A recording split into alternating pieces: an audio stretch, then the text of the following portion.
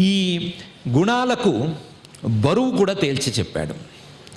సత్వం చాలా తేలికగా ఉండేటువంటి గుణం, రజోగుణం కొంచెం మధ్యస్థంగా ఉండేది, తమోగుణం బాగా బరువైనటువంటి గుణం. అందువలన ఊర్ధ్వం గచ్చంతి సత్వస్థాః మధ్యే తిష్టంతి రాజసాః జఘన్యగుణవృత్తిస్థాః అధో గచ్చంతి తామసాః. సత్వస్థాః సత్వగుణము, ఆ సత్వగుణానికి దగ్గరగా ఉండేటువంటి జ్ఞానము లాంటి మంచి పనుల మీద ప్రయత్నం ఎక్కువగా ఉండేటువంటి వారు సత్వగుణం తేలికగా ఉంది కాబట్టి పైకి వెళ్తారు, పై స్థాయిలకు చేరతారు. రజోగుణం మధ్య రకంగా ఉండేటువంటి గుణం కాబట్టి ఆ రజోగుణాన్ని ఆశ్రయించిన వారు అక్కడే ఉండిపోతారు.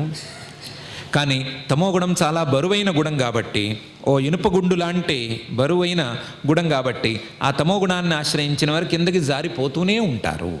జగన్య గుణవృత్తిస్థాః అధో